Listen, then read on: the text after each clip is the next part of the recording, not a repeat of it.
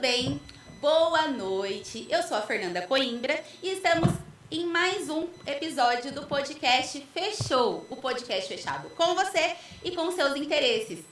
Nós hoje temos uma convidada ilustríssima, foi eleita vereadora, é fundadora de ONG. Nós estamos aqui muito curiosos para saber da sua história de vida, dos seus projetos.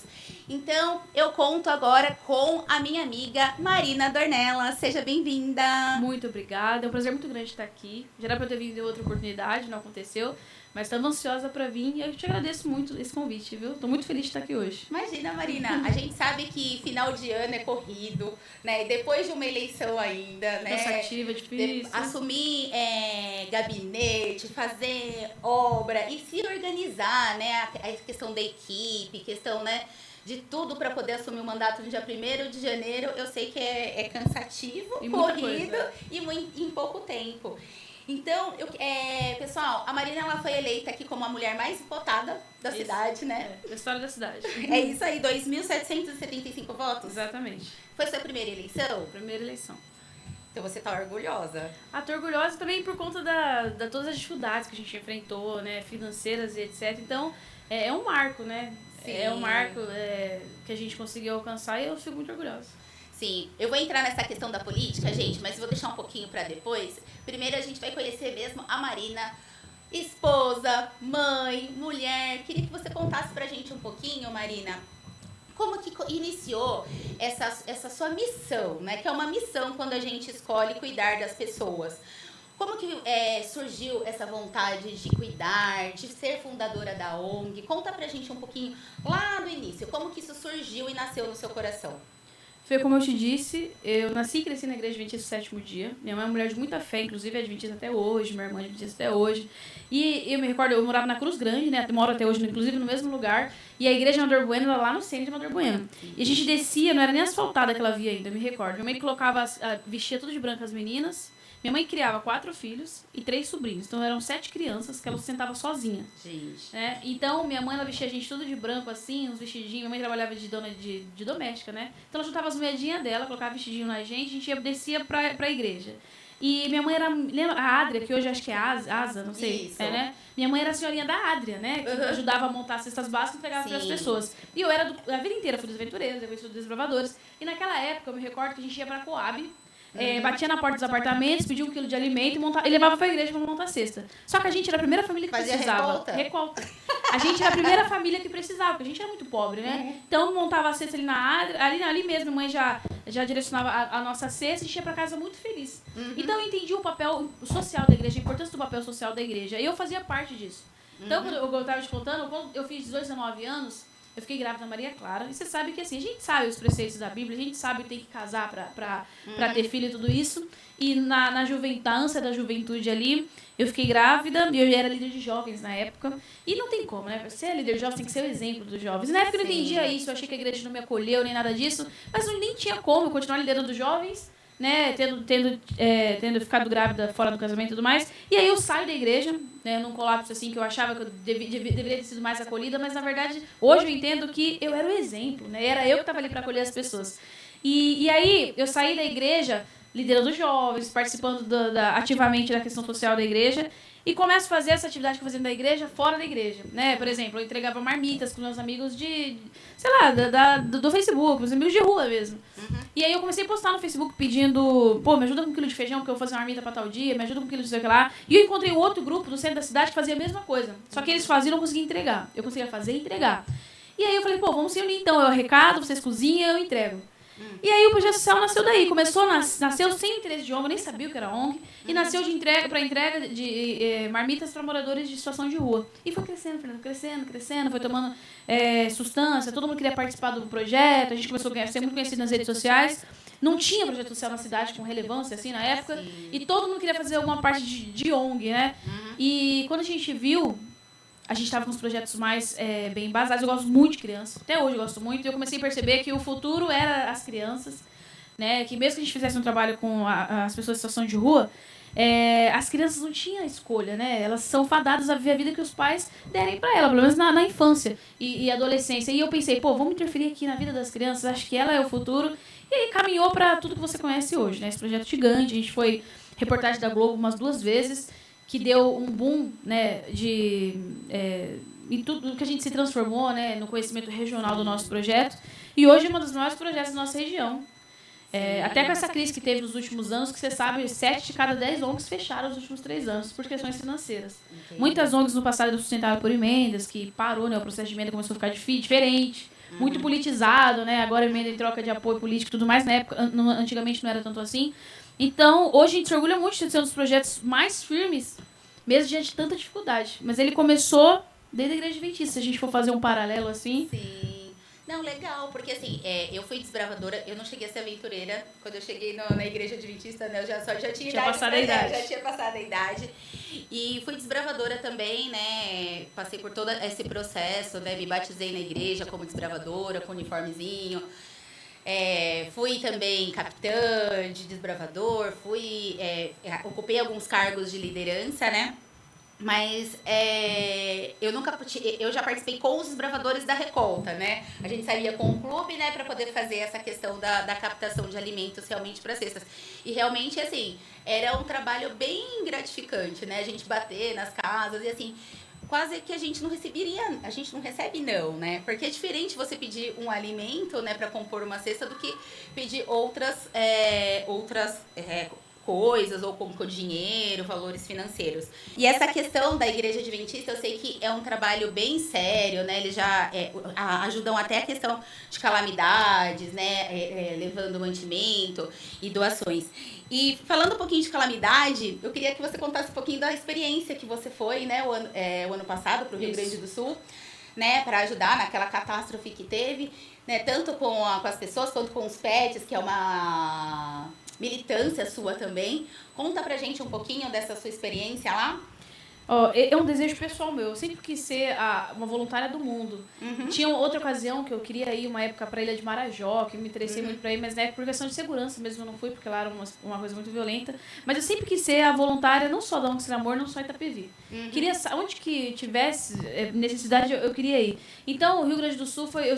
Eu sempre falei, eu quero ir, mas nunca ia. Uhum. O Rio Grande do Sul, eu lembro que eu estava assistindo tudo, a situação da catástrofe e tudo mais. Uhum. Tem um deputado, amigo meu, Rafael, que tinha ido pra lá, na sequência falou assim, Marina, aqui tá terrível.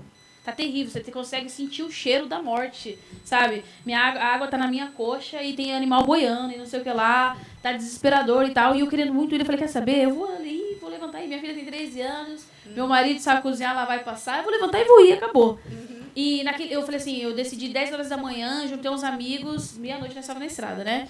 E quando eu cheguei lá, de fato, era tudo que ele tinha me dito. Era um estado assolado, né? Pelas enchentes, pela chuva, um cheiro de morte para todo lado, bicho boiando. Eu vi foi a primeira vez assim, que eu vi uma morte na minha frente, um corpo na minha frente. Mas assim, foi uma experiência que quando eu cheguei aqui, eu fiquei pensando, a vida não vale de nada.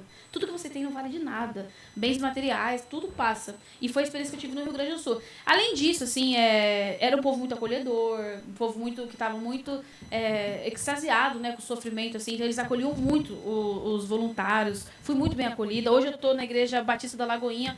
Quando eu cheguei lá, a gente foi com barracas, que a gente ia dormir e não tivesse lugar. A gente ia dormir num campo policial, assim, uma coisa mais protegida. Assim, tem um destaque policial, a gente vai dormir do lado, em barraca. Chegando lá, a Igreja Lagoinha, da onde eu frequento, né, a Alphaville conversou com o pessoal lá de Canoas, que é a cidade onde eu fui, e deram uma casa pra gente ficar. Eles cuidaram da gente, deram comida. Você sentia solidariedade onde você ia. E aí a gente passava o dia inteiro fazendo resgate, ajudando em resgate, limpando rua, lavando não sei o que lá, lavando casa. E aí dormia em segurança nessa casa que a igreja disponibilizou. E a gente ficou o tempo que deu de dinheiro, né? Porque você tinha que comer, né? Você tinha que comer lá, manter o dia a dia, pagar gasolina, pagar um monte de coisa. Então a gente ficou o tempo que deu de comida, mas a gente fez muita coisa bacana. Em relação aos animais, a gente ficou num ponto onde não tinha resgate de animais, né? Porque assim, como eles dividiram a cidade, uma das cidades mais prejudicadas foi Canoas, né? Canoas está debaixo da água. Inclusive, uma das maiores favelas da América do Sul está em Canoas, que eu também não sabia, fiquei sabendo lá. Gigante.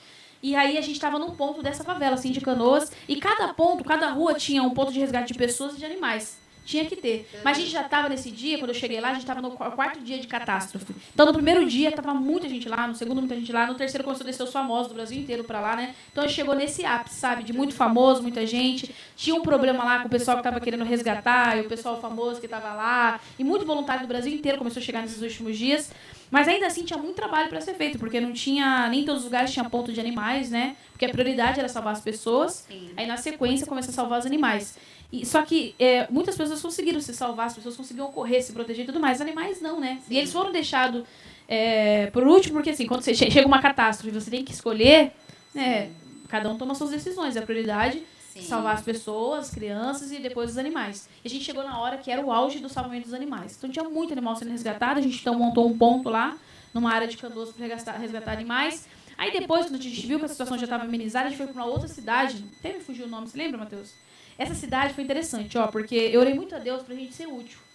Chegar no Rio Grande do Sul e ser útil de verdade. Não era pra estar lá pra gravar nem nada disso, a gente queria ser útil. Sim. E aí a gente tinha terminado o dia de Canoas, eu fui pra casa e falei pros meninos, gente, vamos seguinte, vamos pegar o carro em direção à cidade que ninguém foi, porque Canoas é uma cidade muito conhecida naquela região e tinha bastante gente pra ajudar lá também. E eu pensei, vamos sair sem direção e achar um lugar que ninguém vá. E fugiu o nome da cidade aqui na minha cabeça, mas a gente começou a andar sem direção. E, na verdade, o Rafael Saraiva, que é o deputado que eu te falei, estava numa cidade apartada. Eu falei, acho que eu vou lá ajudar ele.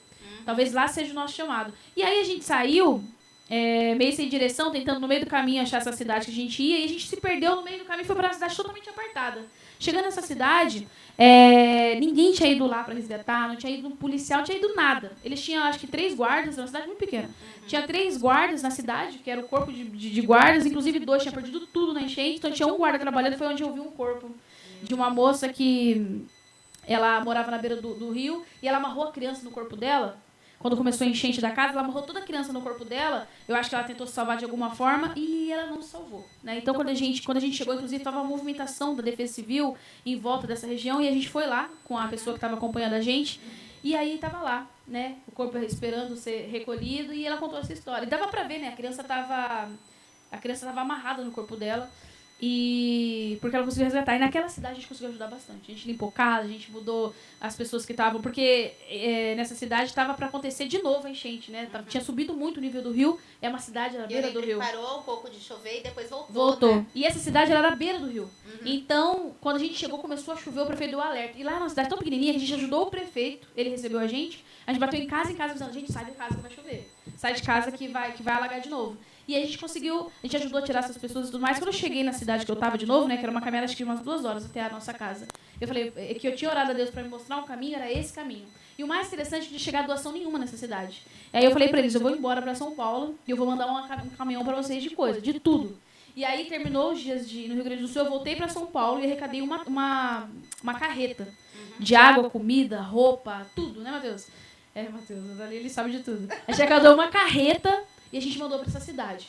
Conseguiu um apoiador, conseguiu uma empresa parceira que enviou. E para você ver como Deus é bom, ele sabe os nossos caminhos. Ele me direcionou para essa cidade. Além de a gente ter ajudado no dia, eu consegui mandar uma carreta depois para lá. E então eu saí de lá pensando o seguinte, eu fiz minha parte. Mas eu saí de lá com outro desejo, inclusive. Eu não vou esperar, é claro, não quero que aconteça catástrofe em lugar nenhum. Mas eu quero muito ser uma voluntária do mundo, sabe? Onde tiver necessidade, é um plano futuro. Sim, eu sempre pensei em ser voluntária de alguma forma, mas eu também nunca consegui, assim, sabe? Tipo, a Igreja Adventista sempre teve vários projetos, né? Ou de você ir pra Amazônia, ou de você, né, tipo, ir pra fora do país mesmo, né? Pra poder ajudar. E eu sempre tive vontade, mas eu acho que eu nunca consegui, tipo, realmente me desprender de tudo e vai, sabe? E agora eu acho que nessa situação ainda, tipo, casada com um Felipinho, aí fica mais difícil ainda, mas Deus sabe de todas as coisas, né? Deus sabe do seio do nosso coração. Se tiver que ser numa outra oportunidade, eu vou ter essa coragem, né? De me desprender um pouquinho e ir. Agora o Felipinho também já tá um pouquinho mais velho. O Felipão pai já consegue dar conta da criança. Então tá tudo certo. Mas eu acompanhei alguns dos vídeos, né? Dos seus vídeos pelas redes sociais. E assim, eu pensei, nossa, meu, que bacana, né? É muito bacana a gente conseguir ver as pessoas fazendo bem para as outras, sem olhar a quem, né? E de certa forma levando a mensagem também da igreja, né? Exato. Que é levar a palavra onde Deus mandar. E interessante, o povo de Itapevi é muito acolhedor. Antes da gente mandar essa carreta para essa cidade, de lá do Rio Grande do Sul, com a ONG Ser Amor, a gente conseguiu organizar, a gente tinha mandado 2 caminhões pro Rio Grande do Sul. E eu, sequência, eu voltei e pensei, como que eu vou montar uma carreta depois de ter enviado 2 caminhões? Rapaz, em uma semana a gente montou uma carreta e enviou para lá. Ou seja, a nossa contribuição foi uma carreta e 2 caminhões de donativos. Para você ver que as pessoas querem a oportunidade de ajudar. Sim. Talvez falte os meios, né? Exatamente. E talvez seja essa a nossa função, proporcionar os meios, né, da ajuda. Com certeza. E ter o pensamento rápido, igual você teve também, né? Tem muita gente que demora para ter tomar essas decisões, né? Até tomar decisão, até ir, ação, né? Até fazer a divulgação, até as pessoas... Então, não, você foi rápida ali, né? Logo que aconteceu, você já mobilizou, né? E você também tem um grupo de apoio bem grande, né? Tanto da ONG quanto de amigos. A gente vê, né, as pessoas gostam de você, né? E te apoiam nas suas decisões. E eu fiquei bem feliz, assim, por toda essa questão, né? Não só da questão dessa catástrofe que você foi e ajudou, mas em tantas outras, né? Você não promove só coisas para catástrofes, né? Você promove festas para as crianças, né? Um lazer, né? O show que você, né, levou até para Jandira, né? Um show Ed Rock, se eu não me engano, né? Então você tem uma variedade de portas, assim, né? Você não tá ali focada num único público. E isso é bom, né? Porque você consegue atingir todas as pessoas. Exatamente. Então, a gente conversando um pouquinho sobre essa sua questão do ativismo animal, dos cachorros, dos resgates e tudo mais, você também tem um projeto que fala sobre a questão do hospital do hospital veterinário? Isso. Eu gosto muito de animais, né? Eu gosto muito de animais e por muito tempo, na política é complicado. Eu acabei de chegar na política, mas eu tenho uma visão que tem alguns políticos que eles tratam as causas de forma muito distorcida, né? Por exemplo, porque assim, querendo ou não, o ativismo animal, ele te promove muito, o ativismo da inclusão promove muito, só que promove, mas tem que ter muito cuidado, porque o político ele é responsável por construir políticas públicas. Ele não está ali para se promover, ele está ali para construir políticas públicas. E, por exemplo, na época do hospital veterinário, a maior demanda de Itapevi, a maior necessidade é um hospital público veterinário. Sim. Não adianta, você pode resgatar 1 milhão de cachorros na rua.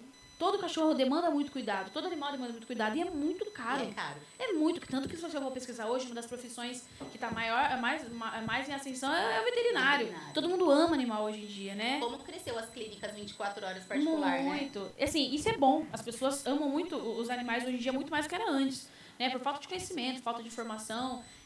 Ninguém tinha tanto carinho para os animais como tem hoje. E assim, eu senti antes de ser vereadora que tinha muita gente que usava da causa para se promover e não construía políticas públicas de qualidade. A gente já teve outros representantes da causa animal e a gente só vai ter o hospital veterinário agora, né? Que, por conta de um dinheiro que eu trouxe por meio do Rafael. E eu ficava inconformada que Itapevi não tinha um hospital veterinário. E aí o Rafael, né, que é meu amigo que não era deputado na época, depois virou deputado, a primeira coisa que eu pedi pra ele foi: Rafa, a gente tem que ter o hospital veterinário em Itapevi, em qualquer outro lugar, porque é muito caro. Sim. Pô, um remédio carrapato é sem conto. Tá? Remédio não sei o que lá. A população pobre, porque eu trabalho com essa população todos os dias. Sim. Então eu não tô pensando só nos animais. Você pega um animal lá da comunidade, rapaz, se aquele animal comer, você tem que ficar feliz. Porque é o máximo que aquela comunidade vai conseguir proporcionar pra ele. Agora, se tiver um animal machucadinho, tiver um hospital veterinário, a gente consegue resolver metade dos problemas da cidade relacionada à causa animal. Então, por meio do deputado Rafael Saraiva, a gente está construindo esse hospital no antigo velório, não no cemitério, no antigo velório. A gente está construindo, a previsão é que se entregue esse ano ainda, e foi uma das promessas de campanha, mas assim, eu comecei a campanha já com dinheiro na conta para construir o hospital, né? Sim. Então isso me trouxe muito orgulho, porque eu não era nem política ainda. Então agora a estratégia da minha campanha, do meu mandato, é entregar o hospital funcionando para as pessoas, para eles verem que era só falácia de campanha. Eu quero que o hospital funcione, né? E não só por mim, pela comunidade protetora. A gente tem uma super comunidade de protetoras em Itapevi que deixa de comer para sustentar bicho. Com certeza. Tem. Você entra na casa das protetoras ali, as meninas não têm nem o que comer, não tem nem como sustentar a própria casa. Vai estar lá dando de comer a 30 animais. Que é responsabilidade, inclusive, do poder público. Até certo ponto, né? Porque a responsabilidade de castrar seu animal é sua. A responsabilidade de não abandonar seu animal é sua. Que acontece muito abandono na cidade. Mas, enfim, eu acho que o hospital veterinário ele vem para dar uma acalmada, né, uma resolução dos problemas maiores da cidade que em relação ao gasto com o tratamento, e junto dele se intensifica a castração. Já tem o castramóvel, que castra aí sazonalmente na cidade, umas 4 campanhas por ano, inclusive nesses últimos 7 anos foi castrado mais de 27 mil animais, animal pra caramba. Sim, a prefeitura tem um programa de castração? Castramóvel, isso. Então, inclusive, esses números são oficiais. Se eu não me engano, 25 ou 27 mil animais foram castrados nos últimos 7 anos. E quando você castra um animal, você não está castrando um animal. Você está impedindo, por exemplo, uma cachorra, uma cadela que tenha 2 ciclos de prenha no ano. Cada ciclo, digamos que é o mínimo aí 4 animais. No ano são 8. Né? E do 8 nasce 4 fêmeas. Né? E multiplica isso. Olha o tanto que você resolve com a castração. Castração é caso de saúde pública. Sim. É prioridade. Todo animal tem que castrar. É questão de saúde também. Sim. A gente, esse tempo atrás, a gente resgatou uma cachorra, o nome dela é Pérola, a nossa cachorra. Se você olhasse pra ela, dava dó. Né? É fila, né, Matheus? Uma fila que era usada como matriz, sabe? Que dava outros filhotinhos pra vender. O corpo dela, assim, todo disforme, sabe? Saindo pra fora, as partes íntimas da cachorra de tanto parir. Então é saúde pública, saúde dos animais, e a questão também de como se sustenta esse monte de animal solto por aí. Uma cachorra que dá 8 crias, os caras abandonam tudo pra rua. Então é crise castração. E a prefeitura tem o castramóvel, que funciona muito bem. E agora é intensificar. O consultor veterinário intensificar, castrar todos os animais. Tá certo. Tem a questão também do acolhimento, né, de alguns animais, né, que ficam por conta da prefeitura, né, e depois vão para adoção. Como que está funcionando essa parte, você sabe? Sim. A gente tem um canil na cidade, que ele é terceirizado, né, quem administra ele é uma OSC, esqueci o nome, mas inclusive eu fiz uma visita recentemente, estava muito bom, inclusive. Tem 136 animais lá, tem muito pitbull, tem animal lá que está há 4 anos lá. Pitbull, é muito difícil você conseguir alguém que fique com ele. Porque todo mundo tem o estereótipo de violência, né? Sim. Por mais que um pitbull depende muito dele ser violento. Tem pitbull que é criado em rinha. O que você espera de um pitbull desse? Não dá pra esperar alguma coisa. Agora, você cresce com um pitbull, ele é criado com amor, com carinho, com respeito. É claro, você não vai brincar com o pitbull de qualquer jeito. Você não vai pôr a mão na boca do pitbull que você nem conhece. Mas é tudo questão de criação. Mas no abrigo tem 30, 40 pitbulls, se eu não me engano, que tem a chance de adoção muito pequena, quase zero. E aqueles cachorros ficam ali, sendo sustentados o resto da vida pela prefeitura até que é o fim da vida. Né? E os outros animais, por exemplo, tem muitos animais deficientes, sem perna, sem orelha, sem pata. Tem muitos animais deficientes que também não são adotados. Então, quais são os animais que vão para a feira de adoção e conseguem ser adotados? Geralmente, animais pequenos, de pequeno porte. Se tiver raça, melhor ainda.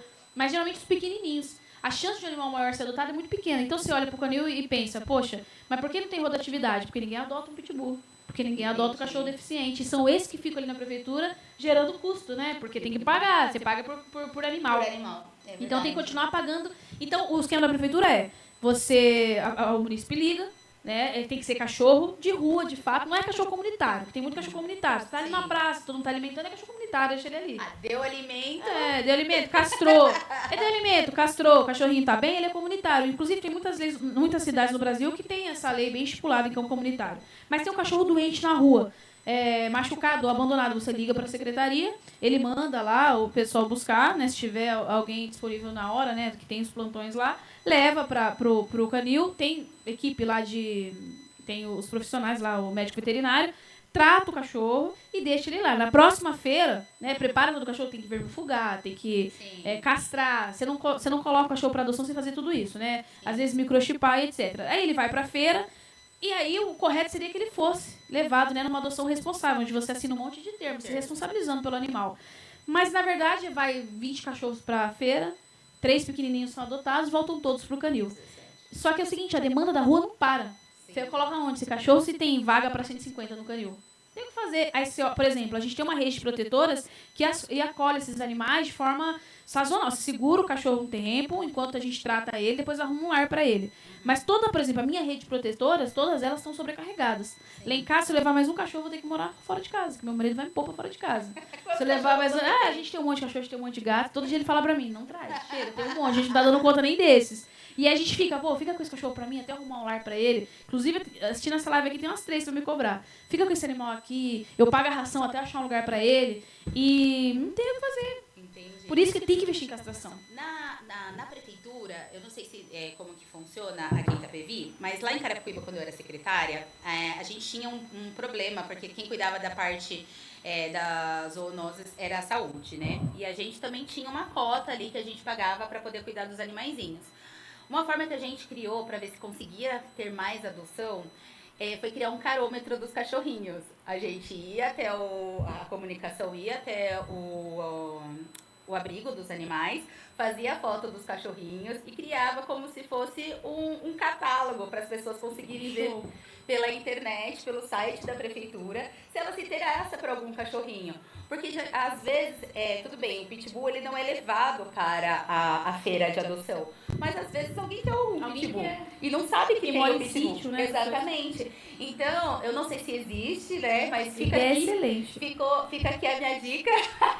Excelente. Né? Porque, querendo ou não, é uma forma de você dar igualdade, né, para os cachorrinhos ali serem adotados e a gente divulgar essa página, né, com todos os cachorrinhos cadastrados, quantos anos tem, né, tudo bonitinho as informações, porque eu acredito que sim, tem muita gente às vezes que quer e não sabe. Que tem, né? Exatamente. Inclusive, eu conversei com o Paulinho, que é o secretário, eu falei pra ele, Paulinho, tá na hora do vereador ajudar a dar vazão aos animais com responsabilidade, ajudar a secretaria a trazer recursos e administrar o que a gente tem. Sim. Porque eu percebo que todo mundo quer, assim, recolhe esse cachorro pra mim aqui, Paulinho, pô, dá uma ajuda com isso aqui, e não esquece que tem que ajudar. Sim. Se a gente conseguir ajudar a secretaria a dar vazão para esses animais, para eles irem de forma segura para os lares das pessoas, aumenta as vagas lá, a gente consegue tirar animal de rua. Né? E foi a primeira coisa que eu falei pro Paulo, sentei com ele e falei, Paulinho, eu tô aqui para ajudar, cara. Inclusive o Guilherme foi ontem lá, o Guilherme é social media. A gente viu um vídeo bem interessante na internet, muito parecido com isso aí.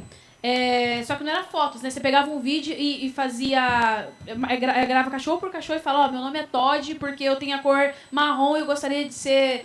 E gostaria de ser seu filhinho, não sei. E a gente, inclusive esse vídeo vai pro ar, a gente foi lá e filmou um cachorro por cachorro, pra mostrar, pra trazer visibilidade pro canil. Você pode, inclusive, qualquer munícipe de Itapevi, ele pode ir pro canil amanhã, 8 horas da manhã, bater lá e falar assim, quero ver todos os cachorros aí, porque eu quero escolher um. Mas muita gente nem conhece esse serviço. Exatamente. Mas porque durante muitos desses anos eu vi que a secretaria...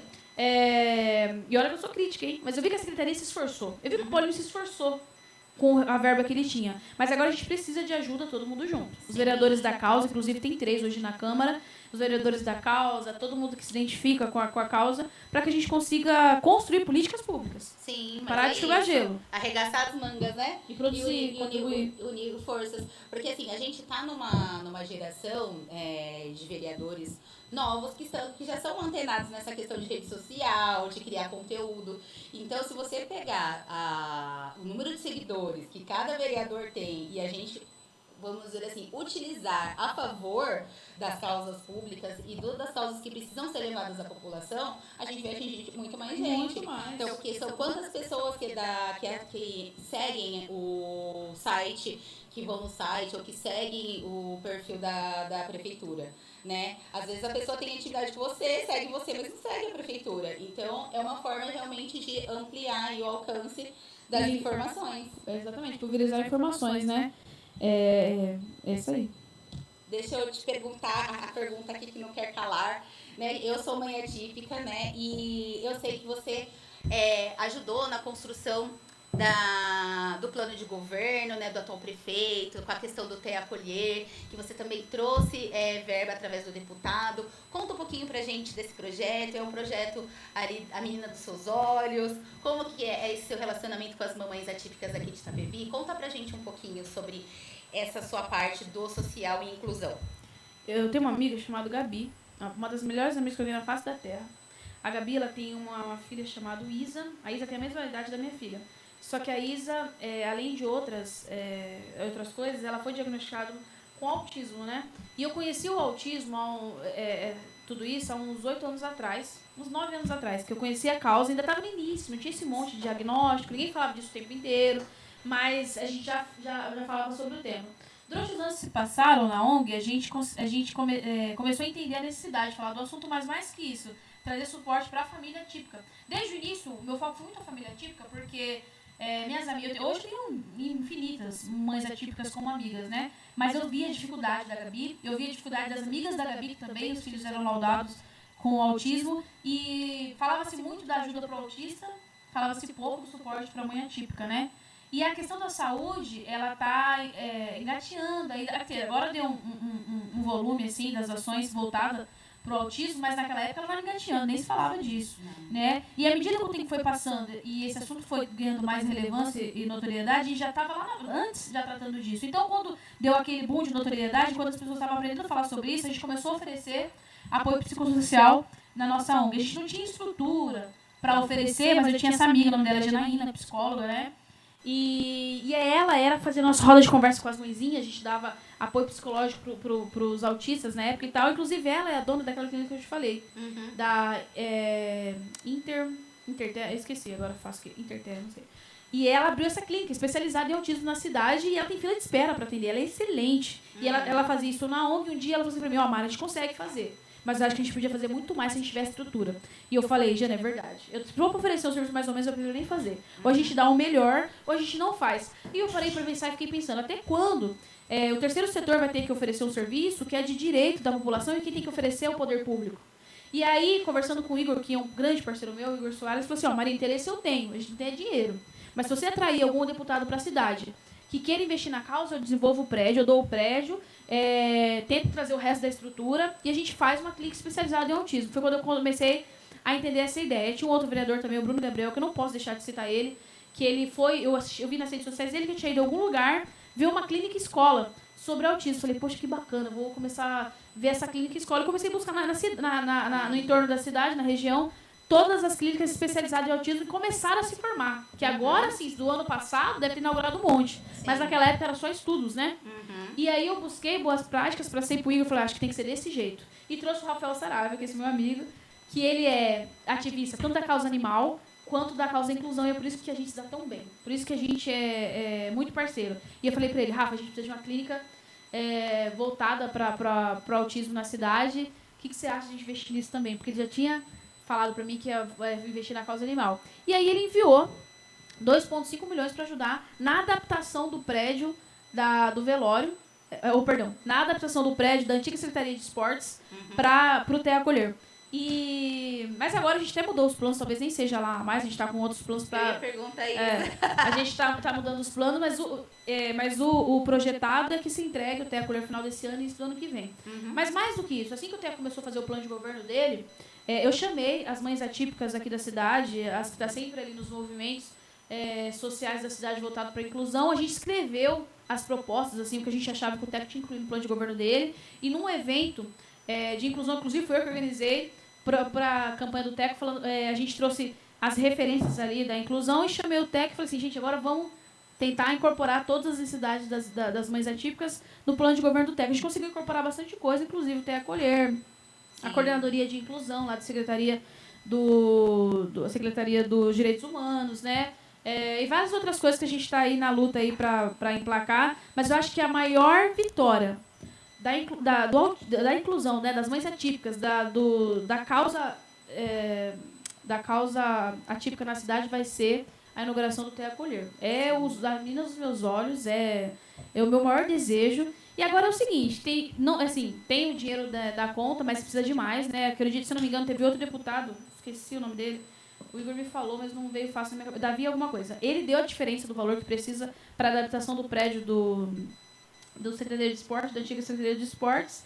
Então a gente tem o dinheiro, agora você tem que entender os meios, né? Porque assim, adaptar o prédio é fácil. Quer dizer, quero ver manter o prédio, pagar profissionais.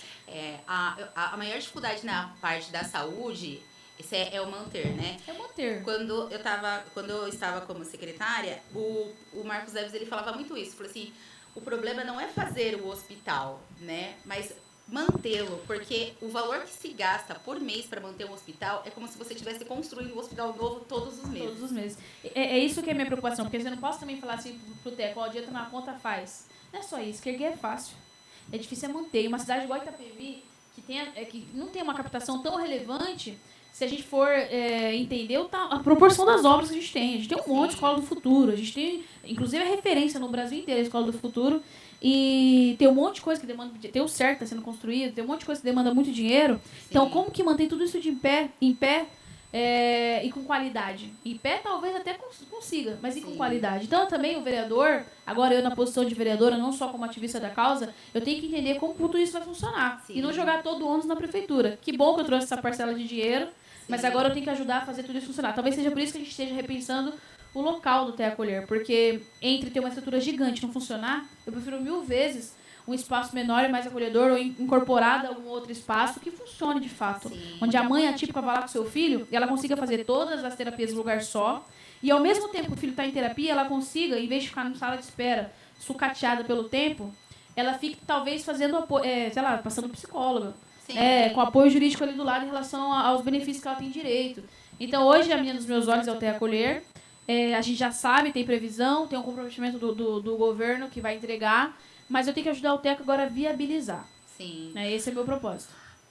Essa questão das emendas, da verba, ela começou com a questão dos vereadores se envolverem mais ativamente na política. É recente, deve ter uns 10, 12 anos, assim. Lógico que a gente é jovem, pra gente vai ser muito tempo. Mas na história política não existia em Itapevi esse costume de o vereador ir lá bater na porta do deputado e pedir verba, né? Então, eu acho que agora, como boas práticas de qualquer pessoa, você conseguiu trazer emendas como uma pessoa civil, né? Como uma pessoa sem mandato. Eu acho que vale a pena aqui a gente colocar para as pessoas que todos podem trabalhar em prol da cidade, não, independente da questão de ter mandato, né? Então, eu acho que fica aí a dica para os vereadores que ainda não foram bater na porta de nenhum deputado, né? O ano que vem a gente tem eleição, muitos deputados vão vir bater aqui na nossa cidade, então eu acho que esse é o momento da gente também tornar essas políticas públicas viáveis para a nossa cidade, não a gente distribuir votos aí e sem uma contrapartida, porque é o que eles fazem, né? Exato.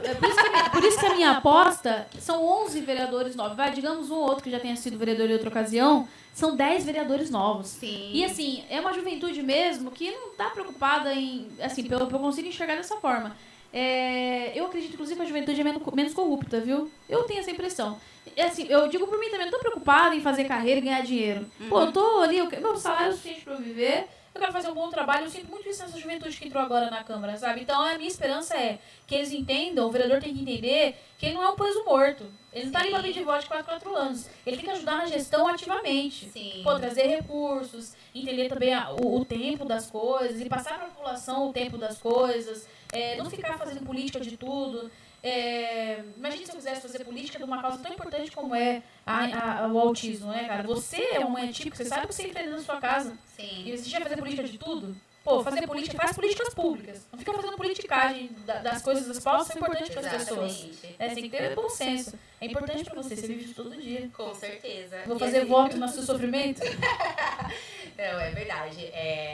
A questão da pessoa típica das últimas eleições ficou muito evidente, né? A questão de você utilizar a causa para poder angariar votos, né? Mas assim, eu vou falar como mãe atípica agora, independente de política. A gente sabe quando a pessoa ela é da causa e quando ela tá querendo surfar no assunto. Tem que produzir. Tem que produzir. A vereador produzir, ele é da causa. Exatamente. Não dá pra você pegar e assumir uma bandeira sendo que você nunca fez nada. Eu acho que é aquilo que você falou, trabalho, né? A gente trabalha, mostra e depois a gente vai, vamos dizer assim, tentar angariar votos para aquilo. Primeiro a gente faz. Eu acho que quando é genuíno, assim, não faz para o voto. Não, a gente faz independente do voto e o voto é a consequência da sua ação, porque é de coração. E as mães atípicas, sabe o que eu percebo? Elas são muito sensíveis, porque elas sofrem muito. Quando ela vê alguém lutando pela causa dela, ela acha que é o salvador da pátria. Então você tem que ser muito responsável, cara. Sim. Você tem que ser muito responsável. Quando você sente um voto de confiança de uma pessoa, você tem que ser muito responsável. Porque lá dentro de casa ela tá sofrendo. Eu tenho amigas minhas que sofrem dentro de casa, sabe? Sim. Filha adolescente com autismo que, sabe, num pico de estresse, de crise, sabe? Ele machuca ela, ele faz... Então imagine você brincar com uma causa dessa. Não é fácil. Existem estudos sobre a questão do estresse de um pai e de uma mãe atípica, que o estresse que o pai e uma mãe atípica têm é o mesmo do que um soldado em guerra. Por quê? Ele está o tempo todo em vigilância, em alerta, igual um soldado. Porque você não sabe quando seu filho vai ter uma crise. Você não sabe, tipo, se vai acontecer alguma coisa na rua, aquilo vai causar nele um surto, né? Então, assim, é o tempo inteiro a mãe e o pai em estado de alerta. Então, é uma tensão tão grande. Às vezes, que nem eu e o Felipe, né, a gente tem uma rede de apoio. Minha mãe e meu pai ficam com o Felipinho às vezes pra gente, a minha sogra. Mas e quem não tem isso? E mãe solo, Fernanda? Que isso é a maioria. A maioria. 90% das mamães atípicas são mães solos. A maioria. Porque o pai abandona, não aguenta o tranco, gente, isso é verdade. Ela quer ir embora. Então você tem que ter muita responsabilidade. Mas é o seguinte, quem dá voto pra política é o eleitor. Quem comanda a política é o eleitor. Então você tem que ser muito crítico. Muito crítico. Se você escolhe uma pessoa que tá usando a sua dor pra se promover, você que errou, o cara tá lá porque você colocou ele lá. Então, assim, e a nível municipal, a nível de vereança, por exemplo, é uma coisa muito mais fácil de lidar. Deputado você não controla, Itapevi sozinho não elege um deputado, às vezes não vota aqui, outra pessoa vota em outra cidade. Agora o vereador tá ali, tá no tete a tete. Se você não conseguir sentir ali no tato, né, por quem é bom, quem não é, quem tá trabalhando, quem não tá, você é o maior prejudicado. Com certeza. Tem que ter muita consciência. Com certeza. Mas, nossa, falar dessa questão de inclusão, pra mim, é uma coisa que eu gosto bastante, sabe? E eu ainda tenho também um sonho guardadinho do coração de ainda, né, poder trabalhar pela causa. Não, talvez não como político, porque eu nunca almejei nenhum cargo político e, pelo contrário, eu prefiro viver os bastidores, né? Eu não gosto da exposição. Mas sei lá, eu falo assim, se o meu marido ganhasse na Mega Sena, eu ia montar um centro para poder cuidar das mamães, das crianças, dos adultos.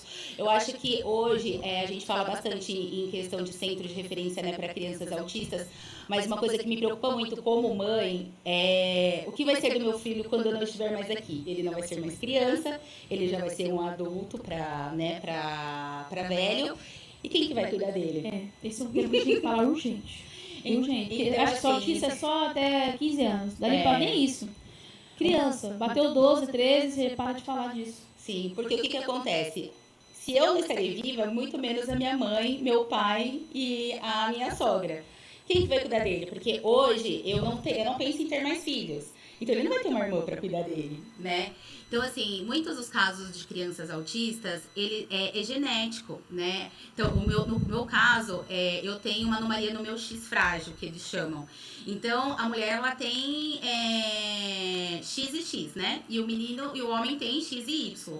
Então, se vier um menino e eu mandar o meu X, vamos dizer assim, com anomalia, ele vai nascer autista de novo. Então, eu tenho 2. Então, eu tenho 50% de X bom e 50% de X ruim, né? Não é ruim, mas com uma anomalia. E aí, eu decidi não ter mais filhos. Então, é uma coisa que, assim, eu tento não me preocupar muito, não antecipar essa preocupação, mas é uma preocupação de toda mãe atípica. O que vai ser do filho dela quando ela não estiver mais aqui. E até pela Constituição tem uma descoberta na fase adulta, né? Falta cobertor de proteção na fase adulta em relação a várias a tudo, né? A leis, assim, se a gente for falar de lei, tem uma descoberta na fase adulta, né? A gente fala muito da cobertura com a criança, com o adolescente, com o idoso. Mas só que aí que tá. E a atipicidade no adulto, né? Sim. Hoje, por exemplo, o Felipinho vai para a escola, né? Ele está na 2ª série. Então, ele vai ter todo o período escolar, né? Adaptado e tudo mais, mas ele vai até o ensino médio. E depois do ensino médio, o que acontece com esse jovem adolescente, com esse adulto? Ele não tem mais uma atividade para realizar. Então, é uma coisa que eu também penso muito nisso, né? Então, eu espero que, assim, a gente evolua realmente nesses próximos anos. Até o Felipinho chegar lá, eu espero que já tenha atividades. Porque o que acontece? A criança ela vai ficar só dentro de casa, que é de criança pra gente, que é mãe, né, que nunca deixa de ser. Mas o adulto vai ficar só dentro de casa assistindo TV? Eu enxergo com muita esperança o futuro. Eu acompanho, só que assim, eu acho que tem que mudar um pouco a postura dos governantes das pessoas mesmo, porque não é o povo, não é reflexo dos políticos, é o contrário. O político, ele é reflexo do povo. Então o povo tem que ser muito crítico, porque quem paga o salário do político é o dinheiro público. Sim. O meu salário, inclusive, né? Então a gente tem que ser muito crítico onde a gente está em nosso dinheiro, porque em casa a gente é crítico. No que paga, no que gasta. Então você tem que ser muito crítico também no que você vai investir, que é o salário, né, que é os vereadores que vão receber, os políticos que vão receber lá. Então eu vejo com bons olhos o futuro, quando eu penso que, sem excesso de modéstia, mas se as pessoas pensarem com a cautela, porque eu penso com muita cautela em relação a essas causas, se todos os políticos pensarem com cautela, a gente pode ter boas surpresas para o futuro. Sim, não, eu oro todos os dias por isso, porque disso depende o bem-estar do meu filho. Mulheres também, né, Fernanda? Sim. O pessoal olha com carinho para as mulheres na política, tem essa pauta mais sensível. Tem mulher que não tem também, né? Mas tem muitas mulheres que têm uma pauta sensível. A maioria tem, eu acho. Uma pauta sensível para essas, né? Sim, falando em mulheres, a gente está praticamente aí chegando em março, né? É o mês que a gente vai comemorar aí o Dia das Mulheres, né? Já parabenizar você pelo nosso mês aí. A gente vai ver se faz algumas ações aqui, tanto no podcast, né? Se você quiser dar algum spoiler aí também de alguma ação que você vai realizar aí no mês das mulheres. Mas, galera, mulher tem que ser unida. Igual homem é. Homem é eles fazem uma união entre eles, velada ali, que ninguém nem precisa contar, assim, ó, você me apoia. Não, eles são unidos. E a gente tem que fazer a mesma coisa, já deu essa parte de competição, né? Então, assim, a mulher, ela tem que ocupar o seu espaço na política, na saúde, na educação, em qualquer lugar, no social, né? As mãezinhas atípicas, eu sei que tem muitas vezes que quer trabalhar e não consegue. Então, é uma forma de a gente também tentar ver novas formas, né, de trabalho. Que nem hoje eu sou empreendedora para eu poder ter autonomia no meu horário. Então eu levo o Felipinho para terapia de manhã, né? Durante a terapia eu fico lá no notebook trabalhando, né, conversando com o cliente, né, fazendo cronograma e tudo mais. Trago ele, dou almoço, levo para a escola, aí eu vou para outra reunião. Então assim, mas eu tenho ainda locomoção. Eu tenho carro. E as mãezinhas que não têm? Elas têm que realmente abrir mão de tudo, né? Para trabalhar de trabalho. Entrar, né, com o pedido do LOAS, muitas vezes. Que não é fácil conseguir também, né? Para poder ficar com o filho. Tentar as terapias pelo SUS e tudo mais. E muitas vezes não consegue. Então é frustrante para a mãezinha isso. Então, as mulheres que podem... Tentem sempre olhar para uma mulher que está passando por uma dificuldade, né, nessa questão de saúde, de filhos, que não pode muitas vezes fazer o que gostaria. Eu sou workaholic, sempre foi a vida toda, né? Então Deus sabe quanto foi difícil eu abrir mão da minha carreira, mas eu vi que Deus me abriu outras portas. Né? E ser mãe é maravilhoso, e ser mãe de uma criança atípica é mais ainda, porque o amor deles é dobrado, eu falo. Não que as outras crianças não sejam, mas é diferente. Só acho que uma mãe atípica consegue entender, porque é um amor que é muito ingênuo, sabe? E parece que ele não vai criando maturidade. Ele ele é aquela coisa, tipo, serena sempre. Tirando os momentos de estresse das crises deles. Mas eles são muito sinceros e você vê realmente, assim, a bondade ali na criança. E eu acho que Deus preserve, assim... né? Mas, Marina, foi uma conversa, assim, muito boa. Eu quero falar mais um pouquinho ainda, antes de a gente finalizar, dessa questão do seu mandato. Tem aí um pouco mais de 30 dias que você está com o mandato realmente na cidade, né? 275 votos. Sei que você tem trabalhado bastante, está fazendo gabinete móvel nos bairros, já teve alguns bairros aí. Conta pra gente um pouquinho, assim, o resumão, assim, desses 45 dias já, né? Eu produzo muito, viu, Fernanda? Eu produzo o tempo inteiro. Eu tenho a escala na minha cabeça que eu faço todos os dias. Eu trabalho todos os dias, final de semana é ONG, daí eu vou pra igreja, cuido da minha casa. Poucas as vezes que até o lazer é cronometrado na minha vida, né? Até porque eu tenho uma família pra cuidar, meu marido e minha filha. Então eu tenho que programar. Eu programo muito por eles, porque o meu lazer é diferente do deles. Uhum. Eu gosto de fazer faxina, eu considero isso até um lazer, se a gente for olhar bem. Eu gosto de dar da ONG, é muito prazeroso pra mim. Eu gosto da política, né? Eu gosto de lidar com as pessoas, então é tudo pra mim muito cronometrado. Mas eu gosto muito de produzir, eu gosto de trabalhar. Eu não gosto de ser um peso pra ninguém, inclusive pro meu eleitor. Sabe? Aquela sensação de que você é um peso pro eleitor que votou em você, tá gastando dinheiro dele com você e está fazendo nada.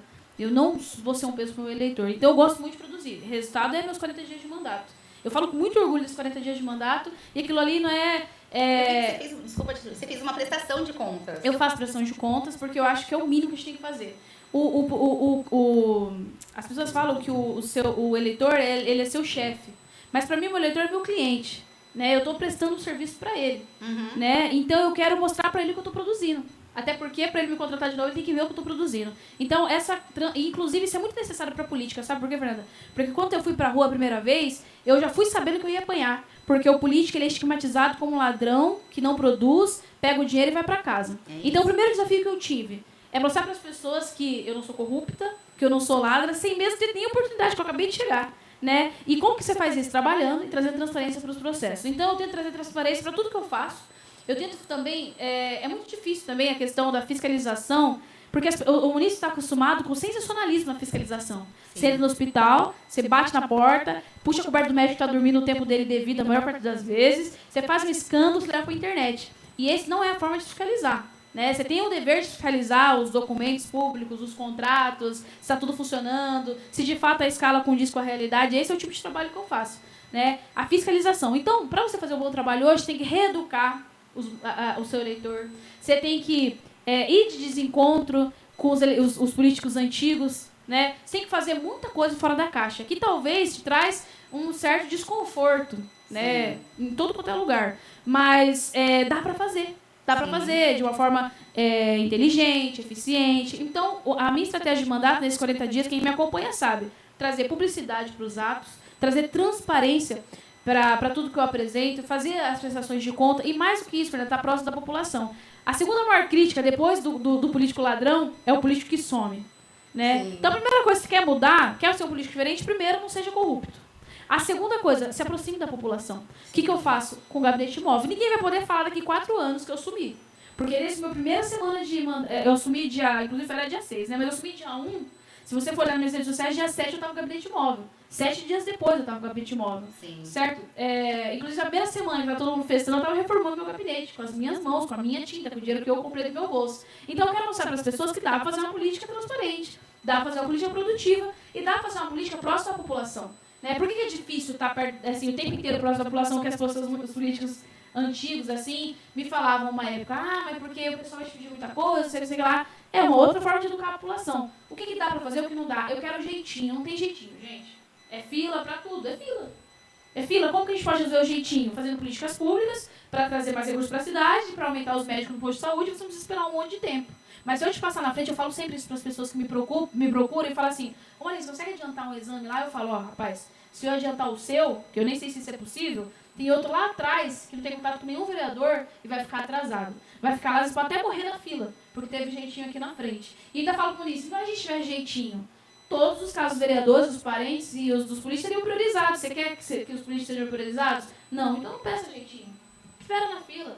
Pede pro seu vereador ajudar lá o TEC a trazer recursos para melhorar a saúde, para melhorar a educação, manda ele cobrar, fiscalizar para ver o que está na fila. Então, Fernanda, a minha estratégia é mandato transparente, mandato próximo da população e tirar esse estereótipo que todo político é corrupto, ladrão e preguiçoso. Porque eu não sou. E eu tenho que mostrar isso para as pessoas, porque falar é uma coisa. O desafio é provar no dia a dia. E eu acredito que essa arrancada inicial, que inclusive alguém fala para mim que é só o início, o começo aí, a vontade inicial, vocês vão saber que vocês estão enganados. Mulher é muito forte, mulher é muito corajosa, mulher gosta de produzir. E essa é uma característica minha. Exatamente. Eu gosto de produzir, Fernanda. Não, mas assim, mulher, competir com a mulherada é difícil. Homens, porque a gente consegue ser mãe, dona de casa, trabalhar fora. Competir com isso não é fácil, não. Inclusive, tem 4 mulheres na Câmara, o que me orgulha muito. É um marco na história de Itapevi. Né? São 4 vereadoras aguerridas, fortes e corajosas, que eu tenho muito orgulho. E, inclusive, eu fui a mulher mais votada da história da cidade de Itapevi. E me orgulha também, Fernanda, por vir de onde eu venho, não ter nada. E ter feito uma campanha com muito esforço, muita estratégia, muita inteligência. E com uma equipe pequena, de amigos meus, assim. E então, esse ano de Itapevi na política foi vários marcos. Espero que isso tenha resultado na rua. Sim. Resultado em trabalho, né? Com certeza. Porque o marco não vale de nada se ele não tiver... Se ele não for trouxer resultado em trabalho, né? Com certeza. Marina, foi um prazer receber aqui, conhecer um pouquinho da sua história. Eu falo muito, né? Desculpa. Mulher fala, normal. Eu falo bastante também. O Felipe fala assim, você convida as pessoas pra vir no seu podcast, você fala mais que ela. Nós tricotávamos mais umas 2 horas aqui, viu? Com certeza. Então, principalmente assim, porque tem muita coisa em comum, né, que a gente tem, que eu nem sabia, né? A gente frequentou praticamente a mesma igreja, né? A gente foi desbravadora junta, você foi desbravadora no seu tempo, no meu, eu sou mais velha, né? Então... Não, acho que não, mas tá bom. Não, eu acho que sim. Depois a gente conversa aqui nos bastidores. Mas, enfim, entender assim, um pouco mais da sua história de vida, né? De projetos, tanto para o social quanto para a causa animal. É uma coisa assim que é muito importante a gente realmente levar para as pessoas, né? Eu quero abrir aqui o espaço do podcast, né? Para os demais vereadores da casa virem contar, porque eu acho que a população ela precisa, né, desse canal para saber o que está acontecendo, quais são os projetos, né, o que a população tem que ajudar, porque não é que ela pode, ela tem que ajudar, seja, por exemplo, jogando lixo no lixo para não alagar o centro da cidade, né, seja... Não abandonando animais. Não abandonando animais, seja colocando o uniforme que recebe da prefeitura nos filhos para ir para a escola. Exato, votar consciente, tem tanta forma da população ajudar. Exatamente. Então, assim, é um prazer, né? Espero você poder voltar aqui mais vezes, fazer, né, a sua prestação de contas aqui com a gente, depois de um ano de mandato. Vamos fazer. Caso você tenha algum projeto que você queira também fazer publicidade, a gente está à sua disposição. Então, gente, sigam a Marina. Marina, deixa as suas redes sociais, por favor. Vereadora Marina Dornelas no Instagram, Facebook... TikTok, gente, né? Eu não sou muito fã de TikTok, tá bom? Mas acho que agora a gente tem que expandir a comunicação. Então, vereadora Marina Dornelas. É isso aí, gente. E vocês não deixem também de seguir, né, o nosso podcast Fechou. Agora a gente vai ter um segundo canal. Além do podcast Fechou, a gente também vai colocar todos os programas no TVI, que é TV Itapevi Acontece, que é o site de notícias também, que faz parte aqui da agência, né, de comunicação que a gente tem, que é a FBR. Então eu conto aí com vocês, para vocês curtirem, compartilharem, se inscreverem no canal. Vai ser um canal aí bem bacana, além do programa do Fechou, que, né, eu tenho desde o ano passado. A gente estreou aí, né, na semana passada o Game Show. Então, se você que é fã de videogame aqui da região, vocês não podem perder, todas as sextas-feiras, às 20h15, a gente tem uma galerinha aqui diferente fazendo um programa especial para vocês. Marina, quero aqui estender minha mão para você, que Deus te abençoe, que continue te iluminando em todas as suas ações lá na Câmara, que Ele te abençoe para que você permaneça assim, aguerrida, né, lutando pelas pessoas que mais precisam. Prazer estar aqui hoje, viu? Muito obrigada. Imagina. Obrigada, gente. Uma boa noite e até a próxima.